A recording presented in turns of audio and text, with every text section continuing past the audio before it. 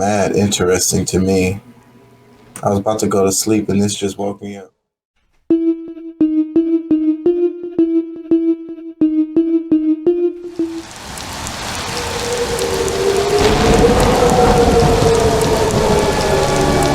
This thing what I asked you a minute ago about what does it mean to truly live in the moment, and it's like it said be here now. So it's like that's one of the things I freaking focus on in my life. And some years ago, once I was thinking about time and how everything is really just the infinite now, time is really just the infinite now, then the only place you want to be in is now. So when you spend too much time thinking about like the future, then that's leads to anxiety.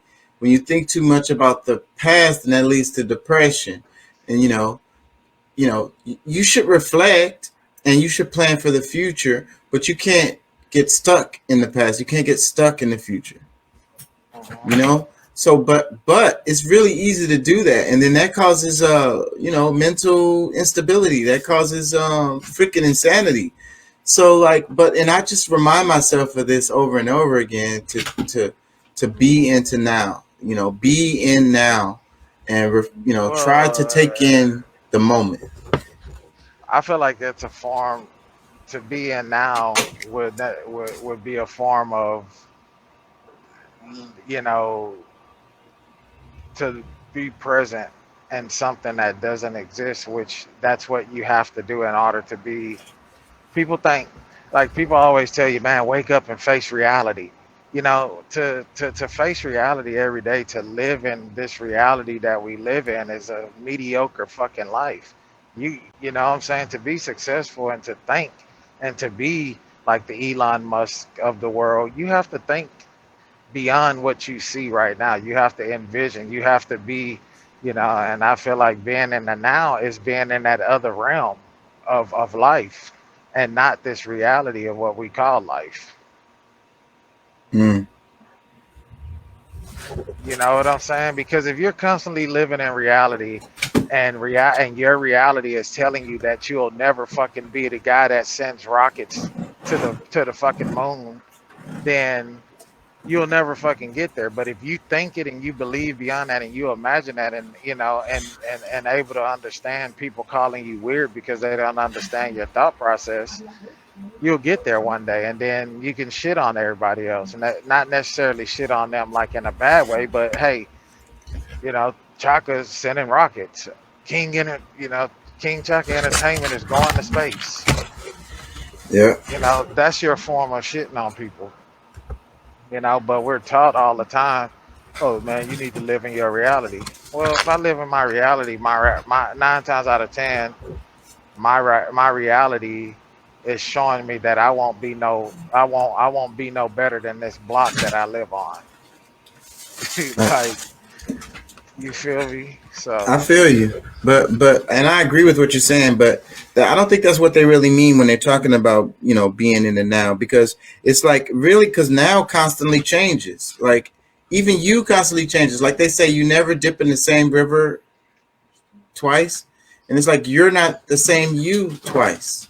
Even from one moment to the next, your cells are regenerating. You everything is changing about you. Let me read some of this article right here. It says the idea of impermanence forms a cornerstone of many Buddhist teachings, with the belief that everything in our life is impermanent and nothing lasts or stays the same.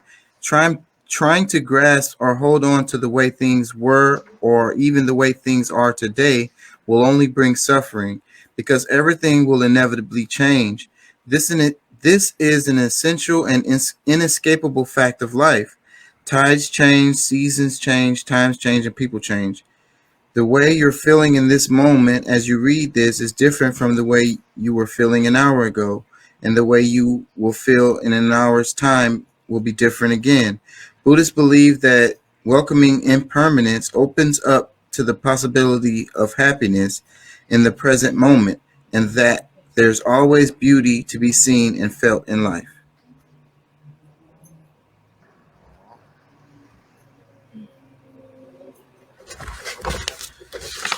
Yeah. that's true, bro.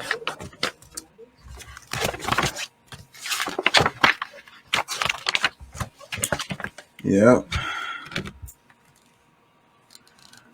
This one is talking about dreams. It says, reoccurring dreams buried deep in your memory can be distressing, but they can also reveal dynamic and valuable keys to the future. So, what do you think about like the reoccurring dreams that you have? What meaning do they have? Do they mean anything to you? Do you think they have meaning? I mean, I feel like they do. It's just sometimes trying to figure out what the hell it means is the trip, But yeah, and a lot of times, I think a lot of times your dreams could be your thoughts, even though you that thought didn't like you per se, you didn't think about that throughout your day while you were awake. Subconsciously, you actually were thinking about it, and you go to sleep, and then it's like it's replaying. You know what I'm saying? Mm-hmm. So I feel like your dreams do have meaning.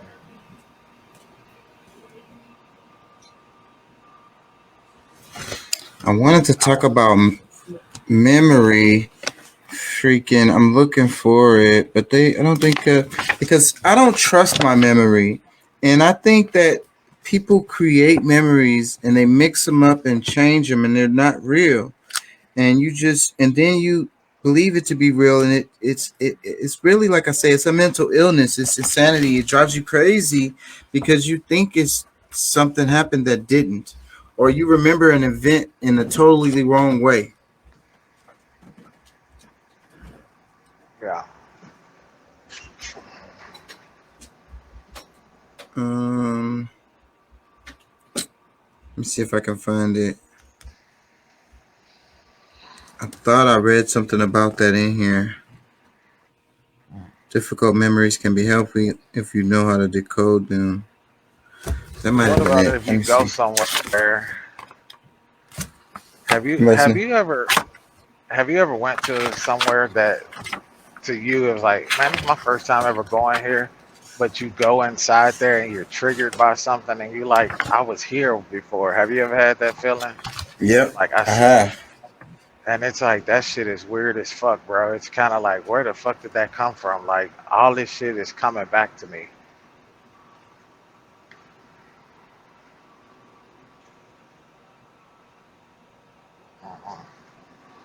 Uh-uh. Cause it's like that movie,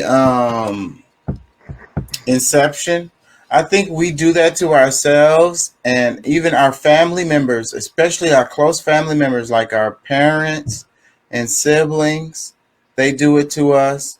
And sometimes the media does it to us, but the main ones who do it is ourselves and our close family members. And we create memories that aren't real, you know, and we twist memories up in a way that are not real, and a lot of times it's not helpful. Let me read a doc Pat's comments. He says, living in the moment to me is deciding what I want to do in that moment. No worries. Yes, that's what it is. He says, I had an opportunity to get all of the books offered my government in chief for the law. We have to talk. Plus, I want to do an album. Not sure if you got my message earlier. I don't think I did. I don't remember seeing nothing. Um. Okay. Let me read a little bit of this. It says, how to leave the past behind. While some memories bring back difficult or painful experiences, they can help you lay the past to rest if you know how to decode them. It says, do you ever find yourself having a strong reaction to minor events in life? Perhaps a friend forgets to reply to your text message and you're suddenly terrified that you've done something wrong and the friendship is over.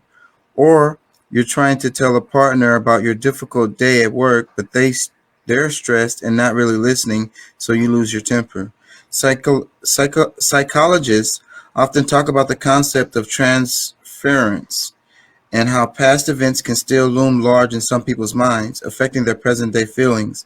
Psychologist David Riccio, author of When the Past of is Present, defines transference as an unconscious displacement of feelings, attitude, and expectations, perceptions, reactions, beliefs, and judgments that were appropriate to former figures in our lives, mostly parents. on to people in the present. See, like I say, parents, but they're not talking about what I was talking about. But, anyways, what if the seemingly ignored text message reminds you of your father who left the family when you were young? What if the inattentive partner brings to mind a mother who never seemed to have time for you? David says that when people haven't healed from the past, they can unknowingly use their present day lives as a stage for reenacting such experiences. Humans have an unconscious drive to heal and recover, and so their choices are often not just about present day preferences, but also about what happened to them when they were young. You might, for example, choose a quiet, distant partner who reminds you of your father, or a domineering best friend who brings to mind memories of an older sister. What you think about that? Hmm. I think I it's never thought about it in that way, bro. Honestly, that could very well be true. But I do think we have a subconscious way of trying to heal all the time without even knowing. and it comes out in weird ways. And some of our behavior that's weird that people don't understand is us trying to heal from something that happened to us, a traumatic event. Hmm. Pat says, when it comes to memories, in most cases, the actual events was probably worse than new memory, and the new memory is to protect yourself. Yeah. So, but that's just one example of how your memory can be twisted, and it'll be you or someone else around you who twists it. Because, like I say, like your parents I'll be telling you something happened or this thing happened or whatever, and it'll be something that never happened. And they may not even be doing this on purpose. It's their memory was fucked too. I don't trust people's memories. I don't trust my memory at all. I know that I'd be recreating the damn thing that whatever it was that happened. I know for a fact I'd be doing that, so I don't trust my memories. That's why when people ask, I always be like, I don't remember. I be remembering, but I don't trust them enough to say them out loud. Damn. Um, Let me read some more. It says, this transference can make it hard to see who people really are. It may be that you view partner, wait, it may be that you view your partner as overly needy and demanding when actually you're projecting your mother's personality onto them. Or you perceive your boss as a bully when actually they're just doing their job.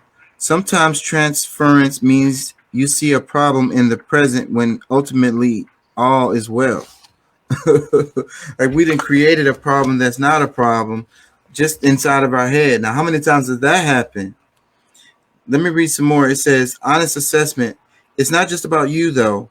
While all this is going on, your partner or friends may be projecting their own transference needs onto you in a process psychologist term countertransference. This makes a complex web of relationships that can take a lot of untangling. What can you do about it?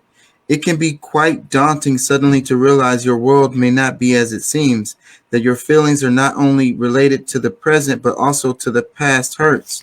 It takes a willingness to open up and really look at yourself and your relationships in an honest way. It's deep emotional work, but it can be rewarding. As you notice and heal from a transference, you can leave the past behind and create a new, vibrant life in the present.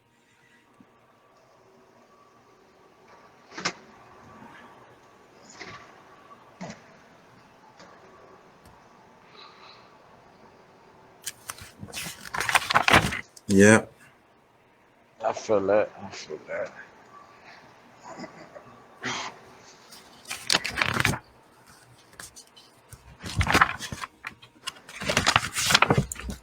Let me see. It says the right stuff. Decluttering your life may be on a trend, but it's well worth finding space for things that remind you of treasured times and loved ones.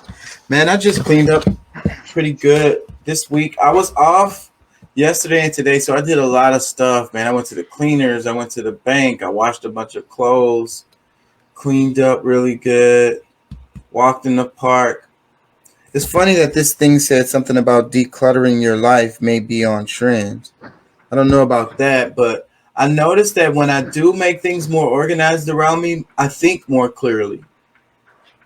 I feel like your clutter Yeah. around you is a manifestation of what's going on in your mind.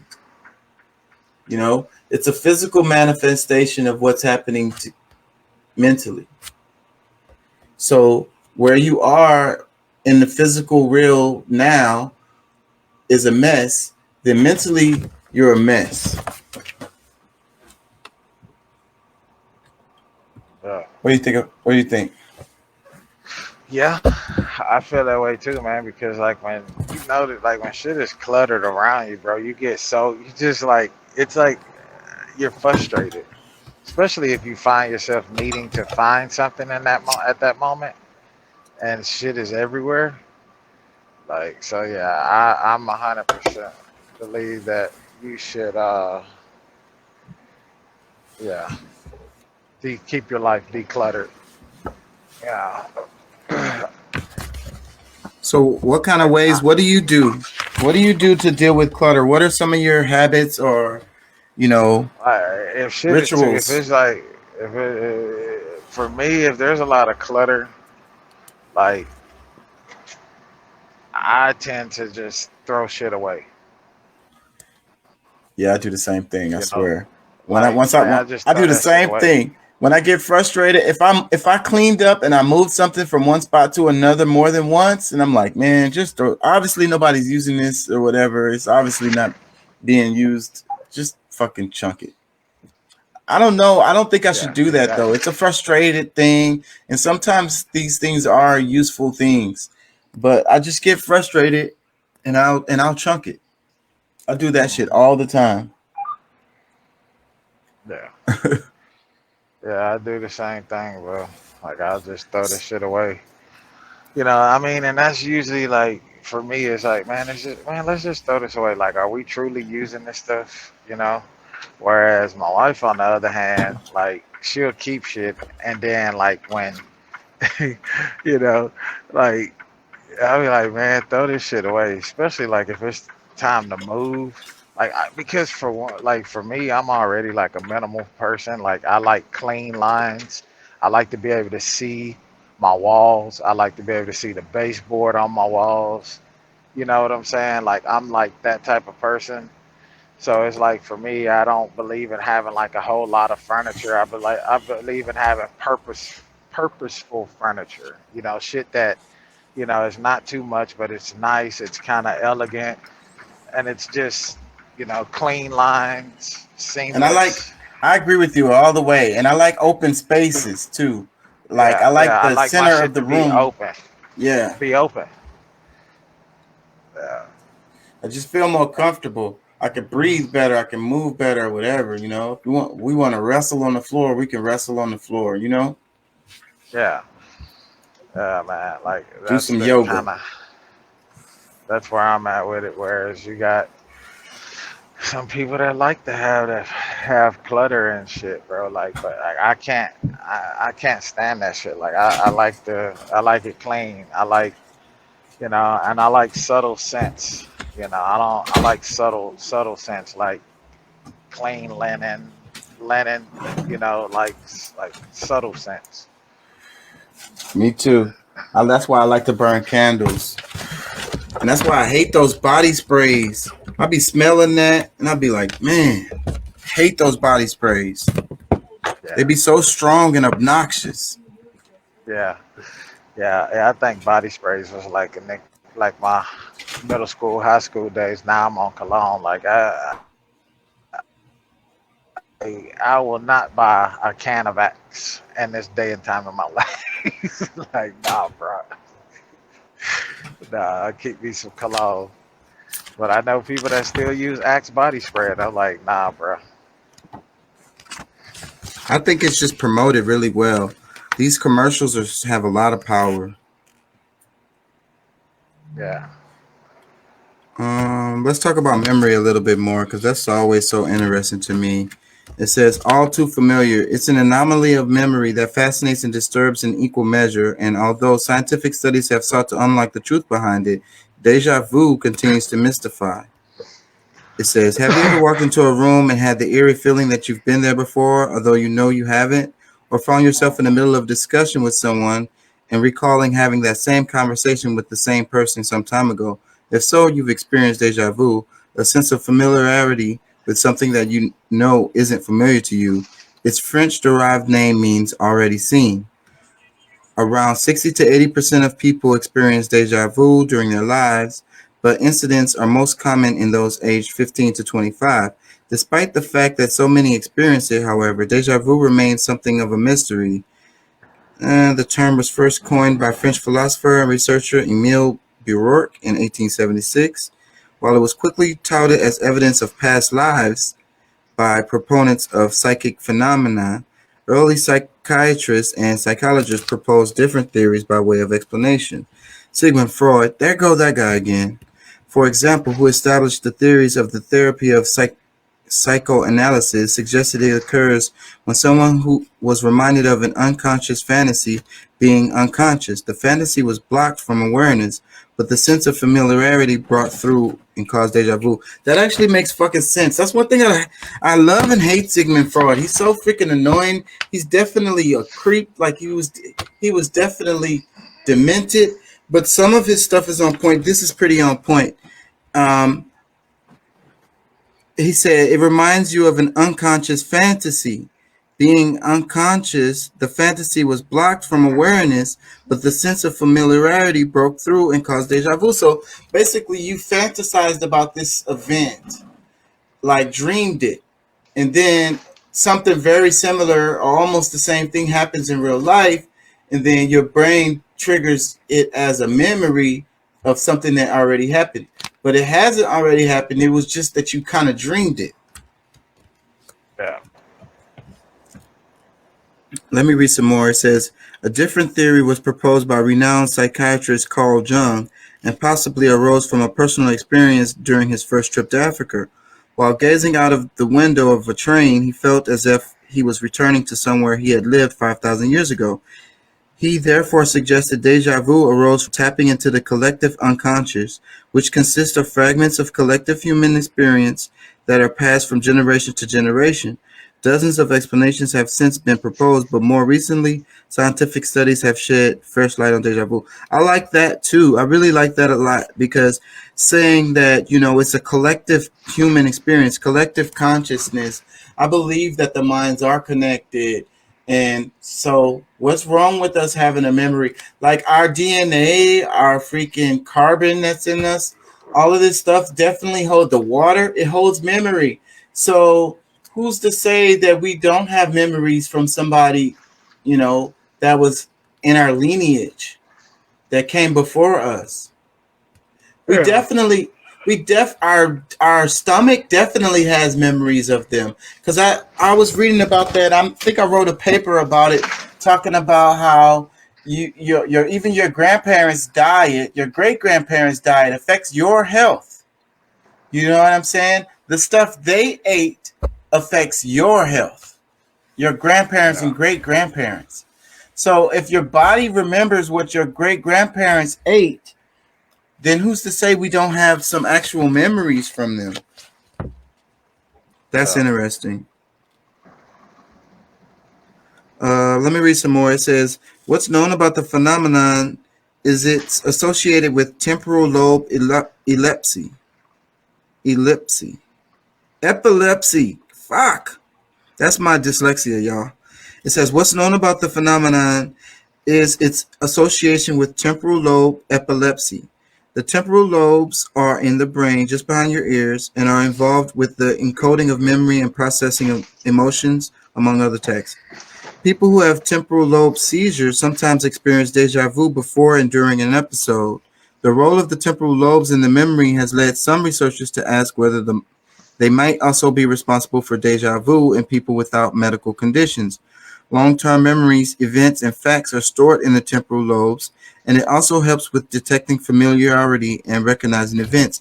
Some researchers therefore think it may involve a glitch in the brain, where the nerve cells related to recognition and familiarity fire at the same time, causing the brain to mistake the present for the past. Hmm. Let me read a little bit more. Another theory is that an information mismatch in the brain's pathway causes deja vu. For example, an unremarkable sensory experience, like the smell of a familiar aftershave, can create a richly detailed recollection, complete with strong emotions. Deja vu could be linked to discrepancies in the brain memory systems, leading certain sensory inputs to bypass short term memory and head straight to long-term memory instead, producing the feeling that a certain moment has been experienced before. That makes sense too, because we know how like smells have so much impact on your memory. Like that's the things that you remember. It'd be the subtle things you remember more than like the main things. Because you ever think about a major event that happened in your life, and then you'd be like, it smelled like such and such or something, or maybe it was warm, like I felt hot, like the temperature was hot. It'll be those little details like that that you really remember very, very clearly. And then it'd be a moment where you have like you smell a similar smell or the same smell, or you feel like a temperature or whatever that's the same, and it'll bring back that memory. And then so they're saying like your brain does like a glitch thing where you start thinking, something happened. That's interesting. It's got my mind going. Hold on. Let me read some more. It says other research has suggested the brain uses deja vu to check the memories are correct. A 2016 study tested this by reading volunteers the linked words bed, pillow, night, and duvet. They deliberately left out the related words sleep.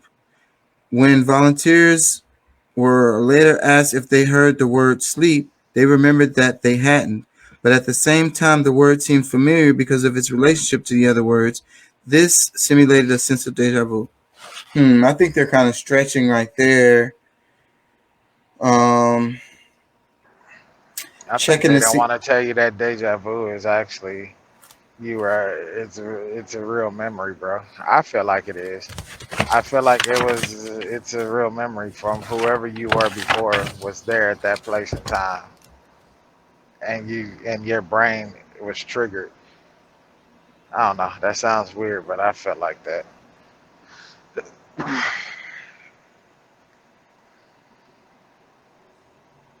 I don't know. Hmm, it says you meet someone you know and can't remember their name. It happens to us all. Thankfully, they are easy. Oh, whatever. I can't remember people's names for shit.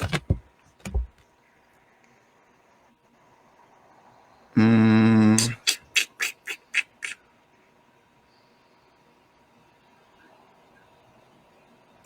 give me a second. Oh, there it is. I think this is what I was looking for. It says escaping the trap.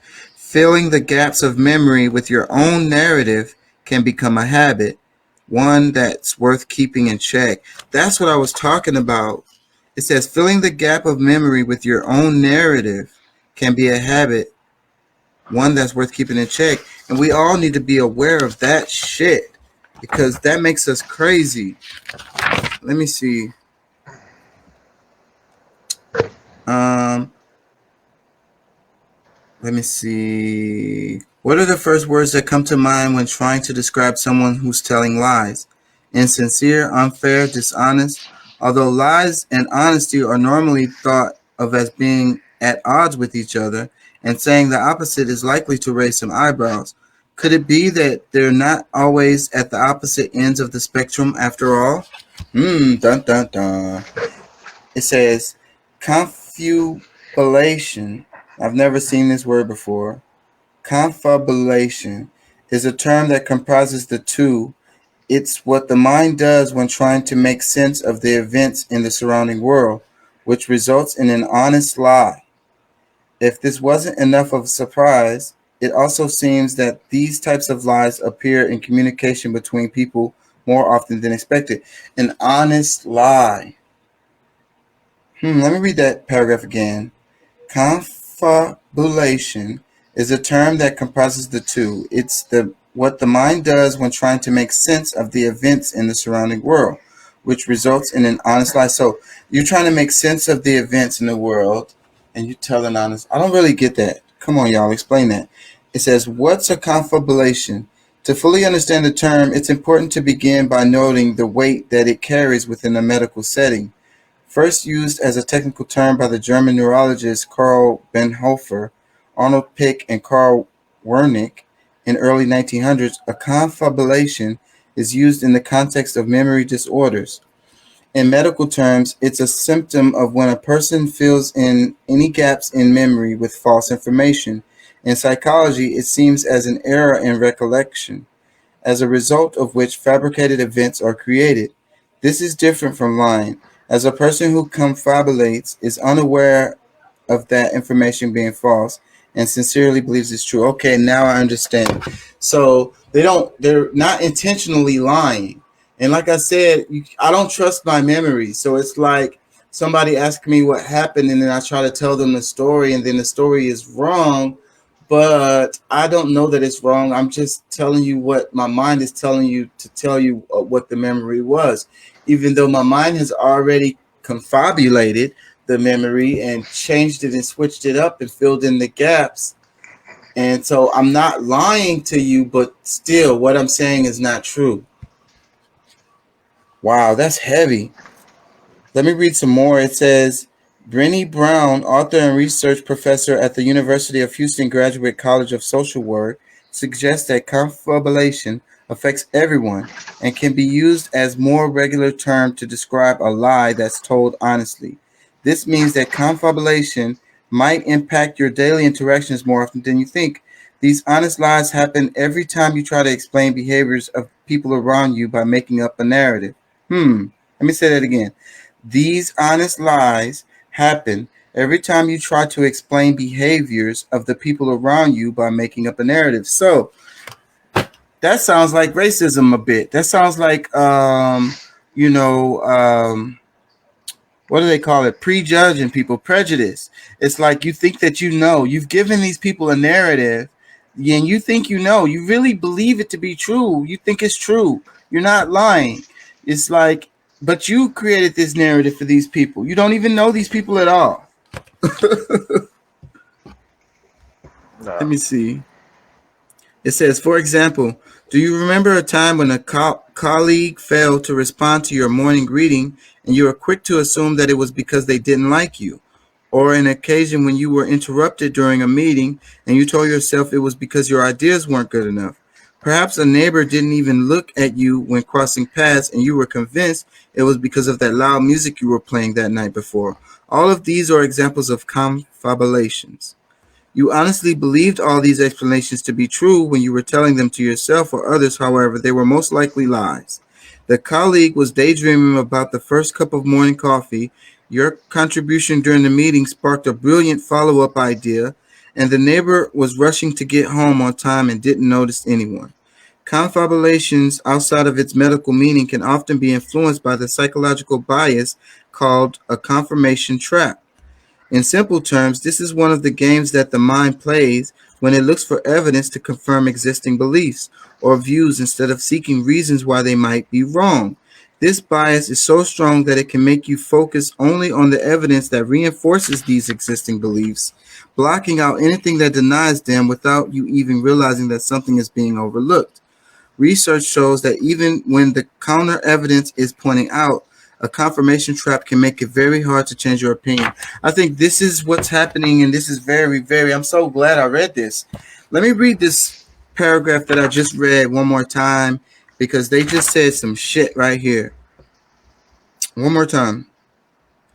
In simple terms, this is one of the games that the mind plays when it looks for evidence to confirm existing beliefs or views instead of seeking reasons why they might be wrong. Why you might be wrong, like the person, like me, what I'm thinking, like I might be wrong about this, but this is a mind trap to keep you from going down that road.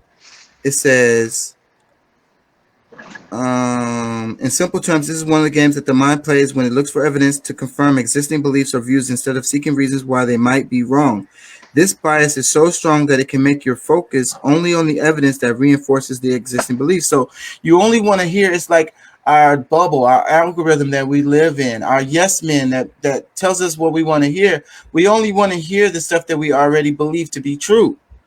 It says this bias is so strong that it can make you focus only on the evidence that reinforces these existing beliefs. So you're gonna disregard all the other information that was given to you and just latch on the parts that reinforces what you already believe. It says blocking out anything that denies them without you even realizing that something is being overlooked. So your mind is not allowing you to realize that you're overlooking something. What do you think about that? Now,